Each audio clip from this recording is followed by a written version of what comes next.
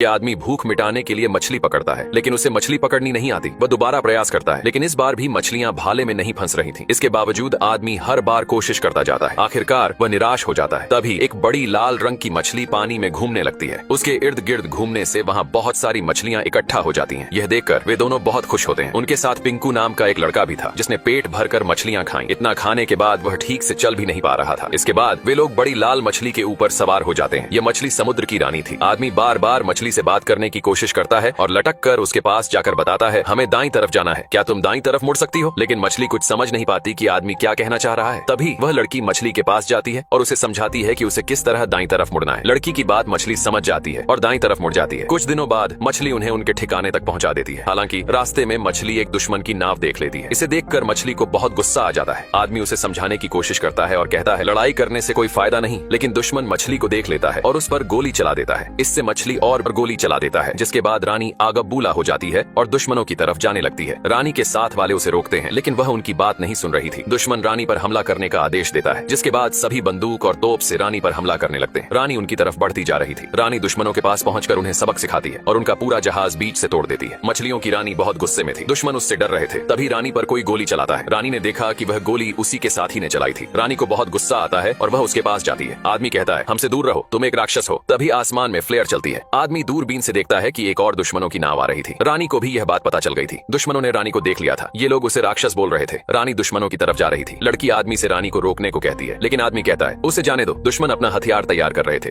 रानी उनके पास पहुंच चुकी थी। ये लोग एक सही समय का इंतजार कर रहे थे। तभी रानी पानी के नीचे से उनकी तरफ जाने लगती है। दुश्मन रानी की तरफ एक भाला छोड़ता है, जिससे भाला रानी को लग जाता है। रानी पानी में गिर जाती है। समुद्र की रानी मछलियों की रक्षा करती थी। वह किसी को मछलियां पकड़ने नहीं देती थी, लेकिन अब वह मरी हुई। शिकारियों ने समुद्र की रानी को झर वाले भाले से मार गिराया था। शिकारी रानी के पास जाता है और कहता है, हिलने की कोशिश भी मत करना, जितना हिलोगी जहर उतना फैलेगा। भलाई इसी में है कि शांत रहो। सभी लोग उस धन से हुए भाले को निकाल देते हैं और रस्सी से रानी को बांधने लगते हैं। समुद्र की रानी इतनी बड़ी थी कि इंसान उसके सामने चींटी के समान था। शिकारी रानी को अपने साथ लेकर जा रहे थे। अगली सुबह वे अपने महल के पास पहुंच चुके थे, लेकिन रानी की दोस्त उसे बचाने के लिए उसके पास जा रही थी। वह रस्सी को काटने लगती है। रानी को महल के अंदर लाया जाता है, जिसे देखकर यहाँ के सभी लोग बहुत खुशी मनाते हैं, क्योंकि वे रानी को राक्षस समझते थे। महल की महारानी भी बहुत प्रसन्न होती है और कहती है, तुमने एक बहादुरी वाला काम किया है जो तारीफ के काबिल है। शिकारी कहता है, महारानी, आप ही ने मुझे डरपोक और बुजदिल शिकारी कहा था, शायद आप भूल चुकी हैं। शिकारी को खुद पर घमंड था। वह समुद्र की रानी के पास जाकर कहता है, तुम्हारा यह राज्य और दौलत मेरे सामने सब फीका है। महारानी को यह सुनकर बहुत बुरा लगता है। इसी बीच लड़की अभी भी रस्सी को काट रही थी। शिकारी रानी को मारने जा रहा था। तभी लड़की के पास शिकारी की साथी आती है और कहती है, शायद हमने समुद्र की रानी को पकड़कर गलती कर दी है। फिर वह अपनी तलवार से रस्सी काट देती है। रानी को होश आ चुका था। समुद्र की रानी को अब होश आ चुका था। सभी लोग वहाँ से भागने लगे, लेकिन रानी के शरीर में अभी भी थोड़ा जहर बाकी था, जिस वजह से वह खुद को संभाल नहीं पा रही थी। महल भी तबाह हो रहा था। यह देखकर महल की महारानी घबरा गई। तभी रानी को फिर से होश आया। महारानी बोली, शिकारी इसे जानबूझकर यहाँ लेकर आया है ताकि पूरा महल तबाह कर सके। राजा ने सिपाहियों को हमले का आदेश दिया और महल से तोपें निकाली गईं, लेकिन रानी अभी पूरी तरह होश में नहीं थी। सभी तोपें लेकर तैयार थे। उधर शिकारी वहाँ से छुपकर भागने की कोशिश कर रहा था। समुद्र की रानी ने शिकारी को देख लिया और उसे पकड़ने के लिए उसके पीछे गई। राजा और महारानी यह देखकर डर गए और वहाँ से भागने लगे। शिकारी ने प्रतिमा में लगे भाले को निकाल लिया, लेकिन रानी ने उसे पकड़ लिया। शिकारी नीचे गिर गया। उसने कई जीवों की जान ली थी और आज उसकी बारी थी। रानी उसे निगलने ही वाली थी कि तभी उसकी दोस्त उसे रोक देती है। रानी हालांकि गुस्से में थी, लेकिन वह उसकी दोस्त की बात सुनकर रुक गई। लड़की ने कहा, इस शिकारी को मारने से लड़ाई का अंत कभी नहीं होगा। शिकारी को एक नया जीवन मिल गया। उसने सबके सामने वादा किया कि वह अब कभी किसी का शिकार नहीं करेगा। उसने भाले को भी तोड़ दिया, लेकिन महारानी को भरोसा नहीं हो रहा था कि समुद्र की रानी ने उसकी बात कैसे मान ली। लड़की ने सभी लोगों से कहा,